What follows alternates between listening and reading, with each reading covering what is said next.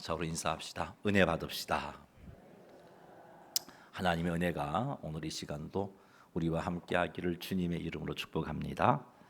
자, 오늘 우리가 읽은 이 이사야서 4장 말씀은 하나님께서 약속하신 메시아의 일이 무엇인지를 우리에게 소개해주고 있습니다.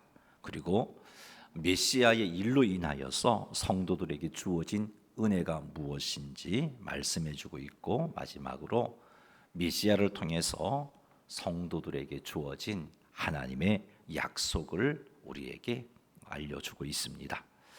자, 왜 이런 말씀을 하나님은 이사야를 통해서 그 시대 이스라엘 백성들에게 하셨을까?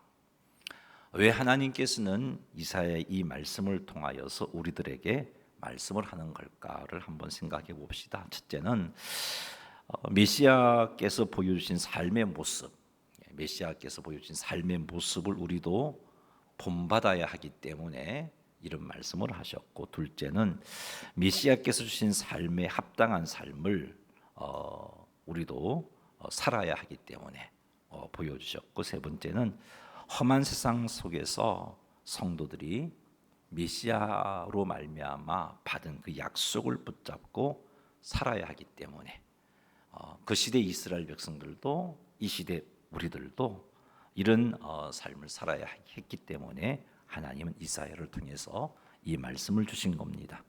자, 오늘은 이 이사야를 통해서 메시아를 통하여 우리에게 주신 은혜가 무엇인지 깨달아 알고, 그리고 또 하나님 주신 약속이 무엇인지 살피고, 그래서 하나님께서 원하신 성도의 삶을 온전히 살게 되는 우리 모두가 되기를 주님의 이름으로 축복합니다.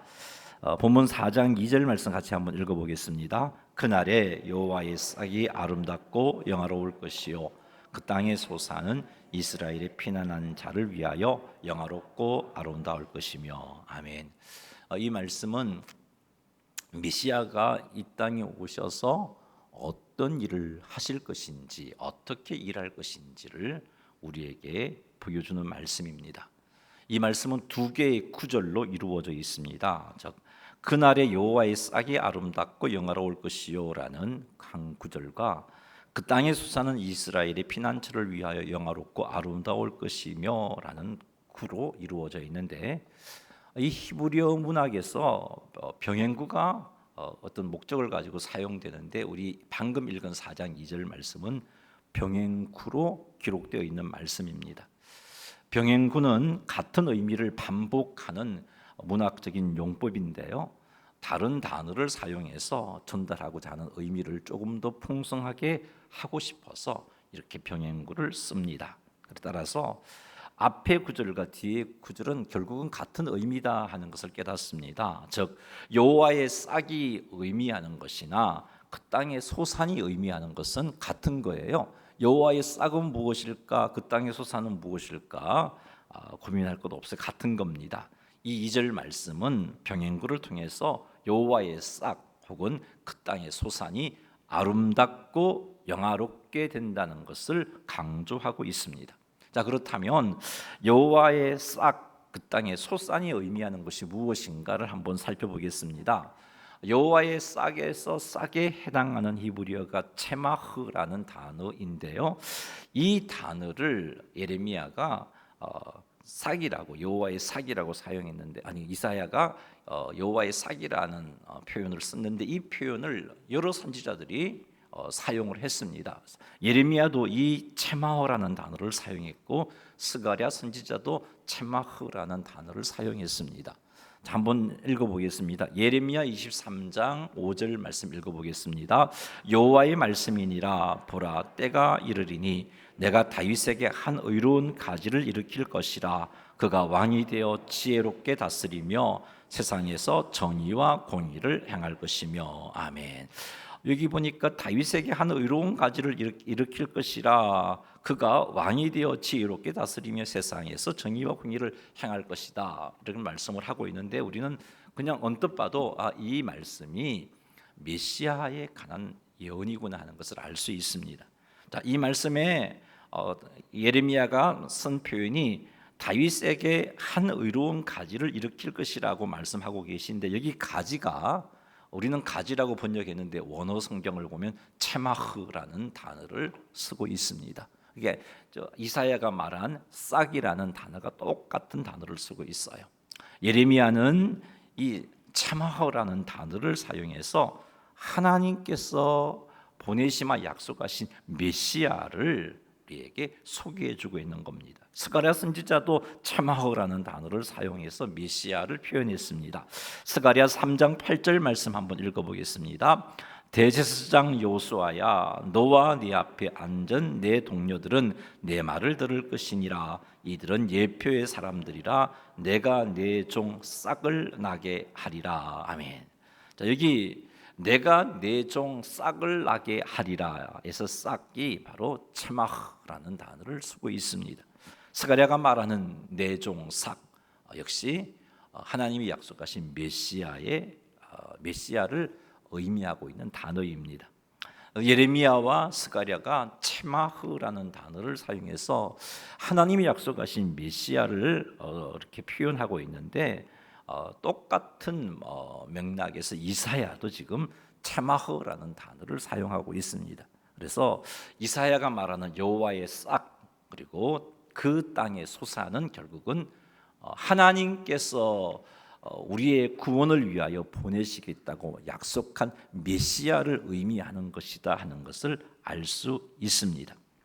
이사야가 하나님께서 보내신다고 약속하신 메시아를 앞에서는 여호와의 싹이라고 표현했고 뒤에서는 그 땅의 소산이라고 표현했습니다. 같은 의미인데 조금 뉘앙스가 다르죠. 뭔가 더 풍성하게 표현하고 싶어서 병행구를 사용했다고 말했습니다. 자, 여호와의 싹이라는 의미는 어떤 느낌이 강합니까? 하나님에게서 오셨다는 의미가 강하고, 그 땅의 소산이라는 표현은 땅에서 나왔다는 의미가 강하겠죠. 이건 무슨 말을 하고 싶었냐 하면은, 이사야는 여호와의 싹이라는 단어를 통해서 메시아의 신적 기원을 말하고 있습니다. 메시아가 하나님으로부터 나셨고 하나님으로부터 보냄을 받았다는 것을 여호와의 싹이라는 표현을 통해서 표현하고 있고, 그리고 그 땅의 소산이라는 표현을 통해서는 메시아의 인적 기원, 즉 메시아가 여자의 몸에서 태어난다는 것을 표현하고 싶었던 겁니다. 여호와의 싹, 그 땅의 소산이라는 표현을 통해서 이사야는 메시아는 하나님에게서 온 분이시며 또한 사람의 몸을 입고 오신 분이시다라고 표현한 거죠. 자, 이사야가 약속하신 메시아가 이 땅에서 어떤 일을 했고 어떻게 일을 감당했는가, 이 2절 표현에 보면 아름답고 영화로울 것이다 라는 이 표현을 통해서 알 수 있습니다. 메시아가 아름답다는 것은 메시아가 이 땅에서 행하는 모든 일들이 아름답다는 겁니다. 메시아의 생각, 메시아의 의지, 메시아의 행동, 메시아의 말이 모두 하나님의 뜻에 합당하고 하나님의 뜻을 따르는 것이다라는 거죠. 그래서 하나님의 뜻에 온전히 순종하는 삶을 살아가는 그런 메시아의 삶을 아름답다라고 표현하고 있습니다. 이사야가 이렇게 예언한 것처럼 하나님께서 보내신 메시아, 즉 우리 주 예수 그리스도께서는 정말 하나님 보시기에 아름다운 삶을 사셨습니다. 하나님 뜻을 성취하기 위해서 하나님이신 예수님께서 하나님으로서 영광을 내려놓으셨어요. 그리고 창조주 되신 예수님께서 피조물의 형상을 입으셨습니다. 무한하신 그분이 유한한 사람이 되셨어요.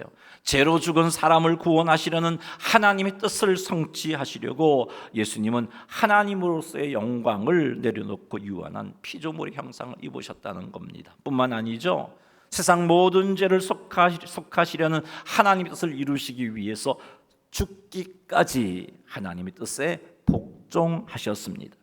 예수님께서 이렇게 하나님의 뜻에 일치하는 삶을 산 것을 가리켜서 하나님은 예수님을 그 메시아의 일, 메시아를 보시고 아름답다라고 하신 겁니다.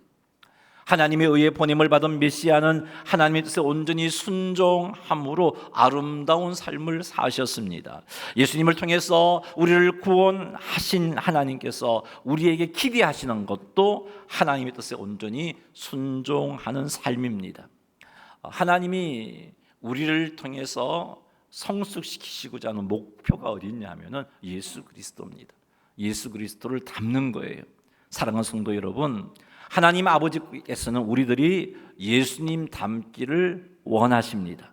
그러니 이러한 하나님의 원하심을 따라서 하나님의 뜻에 순종하는 삶을 사시기 바랍니다.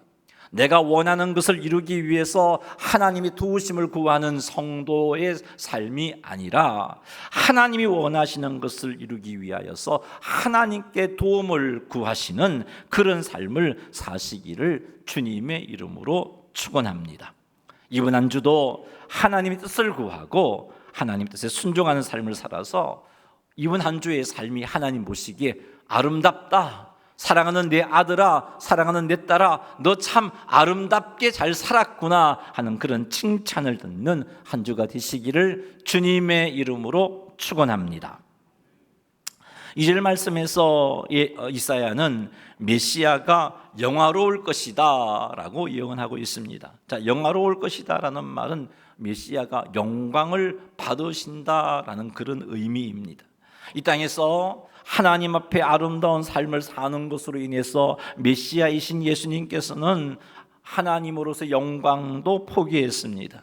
사람들에게 멸시와 천대를 당하였습니다. 심지어 하나님의 저주를 받는 자리까지 내려갔습니다. 그리고 마침내 죽음의 자리까지 내려가 무덤에 장사되는 그런 낮아지는 자리까지 내려갔습니다.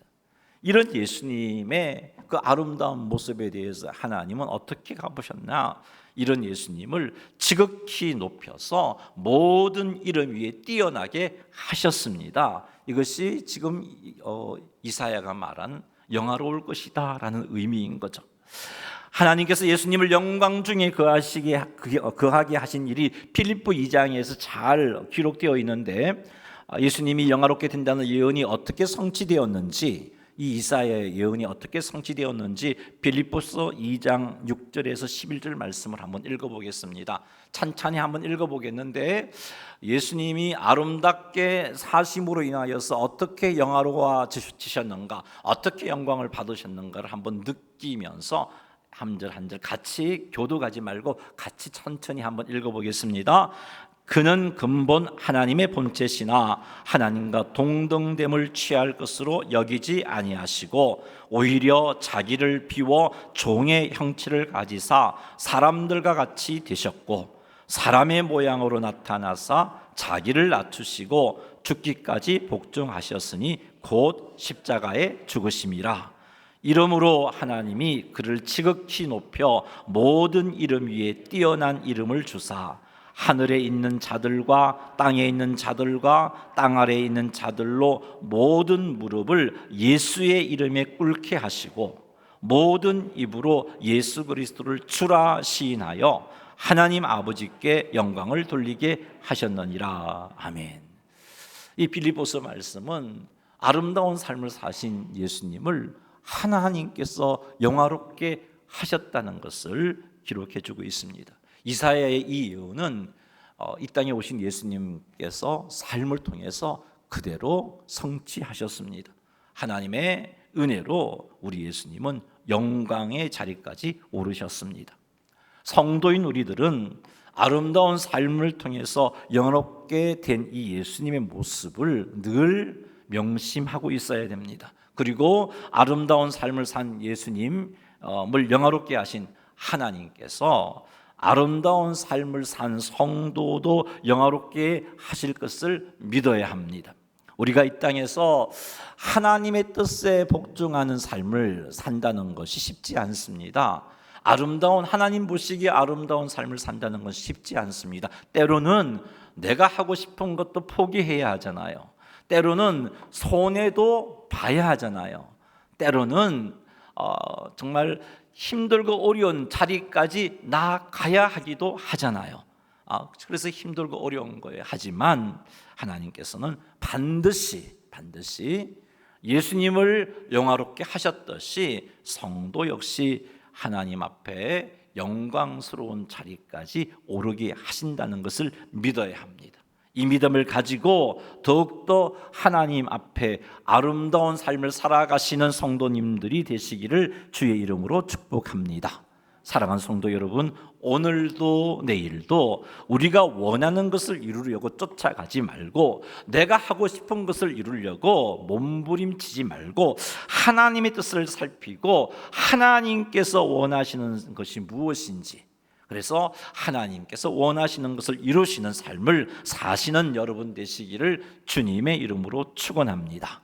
이렇게 아름다운 삶을 살아서 하나님께서 영화롭게 해주시는 은혜를 온전히 받아 누리시는 우리 모두가 되기를 주님의 이름으로 축원합니다. 메시아의 일은 하나님의 뜻을 성취하는 일이었습니다. 죄로 죽은 하나님의 백성을 살리려는 하나님의 뜻을 성취하는 일이 메시아의 일이었습니다. 이런 메시아의 일을 감당하기 위해서 예수님께서는 하나님으로서의 영광을 포기했습니다. 그리고 유한한 존재인 사람이 되셨습니다. 그리고 멸시와 천대와 조롱을 받으셨고 마침내 십자가에서 죽으셨습니다. 메시아는 하나님의 뜻을 성취하시고자 죽기까지 하나님의 뜻에 복종하셨습니다. 이렇게 예수님께서 메시아의 일을 이루심으로 말미암아 우리에게 놀라운 은혜와 복이 주어졌습니다. 메시아의 아름다우심을 통하여서 우리에게 주신 놀라운 은혜가 무엇인지 한번 살펴보겠습니다. 이사야 4장 3절 한번 읽겠습니다. 시온에 남아있는 자, 예루살렘에 머물러 있는 자, 곧 예루살렘 안에 생존한 자 중 기록된 모든 사람은 거룩하다 칭함을 얻으리니. 아멘. 이 말씀에서 시온에 남아있는 자, 예루살렘에 머물러 있는 자는 하나님의 백성을 의미합니다. 이것을 오늘날 우리에게 적용해 본다면 성도라고 말할 수 있습니다. 자, 이 말씀에 의하면 성도들이 모두 거룩하다 칭함을 얻는다라고 이사야는 예언하고 있습니다. 이사야의 말씀에 의하면 예수, 즉 메시아의 일을 통하여서 성도들이 하나님 앞에 거룩하다 칭함을 얻을 것이다 라고 예언을 했어요. 언제 이런 일이 일어나는가? 언제 성도들이 모두 거룩하다 칭함을 얻게 되는 것일까? 4절 한번 읽어보겠습니다. 이는 주께서 심판하는 영과 소멸하는 영으로 시온의 딸들의 더러움을 씻기시며 예루살렘의 피를 그들 중에서 청결하게 하실 때가 됨이라. 아멘. 주께서 여기서 말씀하시는 주는 하나님 아버지 여호와를 의미합니다. 주께서 심판하는 영과 소멸하는 영으로 성도들의 더러움을 씻기실 때 성도들이 모두 거룩하다 칭함을 얻게 된다라고 그렇게 예언을 하고 있는 겁니다. 이 예언이 예수 그리스도의 십자가의 죽으심과 부활하심, 그리고 성령께서 거듭나게 하심으로 성취되었습니다. 하나님께서 예수님의 십자가의 죽으심, 그리고 부활하심, 그리고 성령 하나님의 거듭나게 하심으로 성도들을 거룩하게 해 주신 것입니다. 예수님을 십자가에서 죽게 하신 것은 하나님께서 심판하는 영으로 성도들의 더러움을 씻기신 사건이에요. 공의의 하나님은 죄를 심판하셔야 돼요. 그래서 그 심판하는 영으로 성도들의 더러움을 씻기시기 위해서 예수 그리스도를 십자가에서 죽게 하시는 일을 하신 겁니다. 예수님의 부활하심, 그리고 성령 하나님의 거듭나게 하심은 하나님께서 소멸하는 영으로서 성도들의 더러움을 완전히 제거하신 사건을 가로치는 것입니다. 하나님께서 성도들을 거룩하다 칭하게 하시게 된 근본적인 이유는 예수 그리스도의 십자가의 죽으심입니다. 예수님께서 우리의 모두의 죄를 짊어지시고 십자가에서 죽으심으로 우리의 모든 죄값을 갚아주셨기 때문에 우리가 하나님 앞에 의롭다 칭함을 받을 수 있게 된 겁니다. 사랑하는 성도 여러분, 우리는 예수 그리스도의 십자가에 죽으심, 부활하심, 그리고 성령 하나님의 거듭나게 하심으로 예수님을 믿게 되었죠. 그 믿음으로 우리는 의인이라고 칭함을 받았습니다. 이 일이 이미 이루어졌잖아요. 그리고 우리가 하나님 앞에 의인이라고 칭함을 받은 그 증거로서 하나님이 어떤 일을 하셨냐 하면은 성령 하나님을 보내어 주신 거예요. 그래서 우리는 성령님과 함께하는 복을 받아 누리고 있는 겁니다. 우리는 하나님 앞에 의로워진 존재이죠. 그리고 하나님께서 우리를 의롭다 칭하셨기 때문에 우리는 때를 따라 돕는 은혜를 얻기 위하여 담대하게 하나님 보좌 앞에 나아갈 수 있는 자가 된 것입니다. 그래서 여러분들이 하나님께 기도할 수 있는 거고, 여러분들이 예배의 자리로 나올 수 있게 된 것이죠. 자, 그런데 여러분, 우리가 이렇게 된 것은 손쉬운 사건이 아니다 하는 것을 아셔야 돼요. 하나님이시니까 태초에 하나님이 천지를 창조하시니라 빛이 있으라, 빛이 있었고, 하나님의 권능으로 이렇게 쉽게 이루어진 일이 아니라는 거예요. 하나님이신 예수님께서 하나님으로서 영광을 포기함으로 이루어진 사건입니다. 하나님이신 예수님께서 사람이 되셔서 멸시와 천대와 조롱을 받으심으로 이루어진 은혜인 거죠. 하나님이신 예수님께서 우리를 대신하여 죄인이 되심으로 하나님의 저주를 받으심으로 우리에게 이루어진 사건이 의롭다 칭함을 받은 겁니다. 예수님의 생명 주심이라는 희생을 통하여 우리가 의인이라고 칭함을 받게 된 거예요. 여러분, 의인된 건 쉬운 일 아니었어요. 얼마나 사단이 예수님을 유혹했는지 몰라요. 예수님의 그 메시아의 일을 감당하지 못하게 하려고 얼마나 유혹했는지 몰라요. 여러분, 예수님께서 십자가에 달리시기까지 사단의 유혹을 이겨내는 게 하나님이시니까 쉽게 이길 수 있었겠지, 그렇지 않아요. 굉장히 힘든 일이었어요. 한번 생각해 보세요. 예수님은 정말 말씀 한마디로 천지를 창조하시는 능력을 가지고 계셨어요. 그리고 예수님의 말씀 한마디라면 예수님을 조롱하는 자들을 일순간에 멸하실 수도 있어요. 정말 십자가에 달려 있으면서도 너무 괴로워서 포기하고 내려오실 수도 있어요. 그분의 권능이라면. 그리고 조롱하는 사람들, 예수님을 십자가에 못 박는 로마 군병들을 한순간에 멸해버리실 수도 있는 능력을 가지고 계셨어요. 그럼에도 불구하고 그 일 하지 않았어요. 사단은 계속해서 그 일을 하라고, 네가 하나님의 아들이라면 십자가에서 한번 내려와 봐라, 그렇게 예수님을 유혹했잖아요. 끊임없이 유혹했잖아요. 그럼에도 그 일을 하지 않았어요. 이게 쉬운 일이었을까요? 하실 수 있는데 그 일을 하지 않은 것, 이거 쉬운 일이 아니에요. 왜 그런 일을 하셨어요? 하나님 뜻을 이루시고자. 왜 그런 일을 하셨어요? 우리를 사랑하시기 때문에, 우리를 살리시고자 그렇게 하신 거예요. 값비싼 대가를 지불하심으로 우리가 하나님 앞에 의인이라고 칭함을 받게 된 것을 기억하시기 바랍니다. 하나님께서 우리를 의인이라고 칭해 주신 것, 이런 예수님의 희생을 생각해 볼 때 참으로 크고 놀라운 일이다 하는 것을 깨닫습니다. 하나님과 원수된 나, 뭐가 예쁘다고 예수님이 그런 희생을 치르셨는가, 이것이 얼마나 크고 놀라운 일인가를 깨달아 알 수 있는 겁니다. 그리고 의인이라고 칭함을 받은 자답게 이렇게 크고 놀라운 희생을 통해서 우리가 의인이라고 칭함을 받았으니까 의롭다, 의인이라고 칭함을 받은 자답게 하루하루를 제대로 살아야 할 것입니다. 즉, 죄를 짓지 않기 위해서 힘써야 돼요. 예수님이 이미 내 모든 죄값을 갚으셨으니까 이제 마음껏 죄 짓자, 이것 아니에요. 죄 짓지 않기 위해서 힘써야 되고, 나아가 죄와 유혹과 싸워서 이기는 삶을 살아야 됩니다. 뿐만 아니라 세상 속에서 살지만 세상에 물들지 않아야 돼요. 세상 사람들이 다 하는 일이라고 생각 없이 따라 해서도 안 된다는 거죠. 성공하고 출세하기 위해서 세상 사람들이 다 하는 일이라고 하나님께서 하는 일이라 할지라도 하나님께서 기뻐하시지 않는다면, 하나님 뜻이 아니라면 하지 말아야 되는 겁니다. 이렇게 사는 것이 거룩이고요, 이렇게 사는 것이 세상에 물들지 않는 것입니다. 거룩하다, 의인이라 칭함을 받은 자답게 이번 한 주도 정말 하나님 앞에 구별되게 잘 살아가시는 성도님들이 다 되시기를 주님의 이름으로 축원합니다. 이제 마지막으로 메시아를 통해서 성도들에게 주신 약속이 무엇인지를 한번 살펴보겠습니다. 5절 말씀 읽어보겠습니다. 여호와께서 거하시는 온 시온산과 모든 지폐 위에 낮이면 구름과 연기, 밤이면 화염의 빛을 만드시고 그 모든 영광 위에 덮개를 두시며. 아멘. 여기서 여호와께서 거하시는 온 시온산은 궁극적으로 하나님의 백성들의 모임인 교회를 의미합니다. 뒤이어 나온 표현 모든 집회 역시 하나님의 백성들의 모임인 교회를 의미합니다.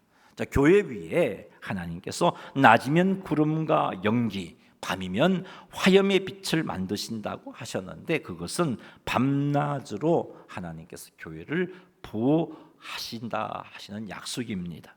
그리고 그 모든 영광 위에 덮개를 두신다는 표현 역시 하나님께서 교회를 보호하신다라는 약속을 해주고 계신 겁니다.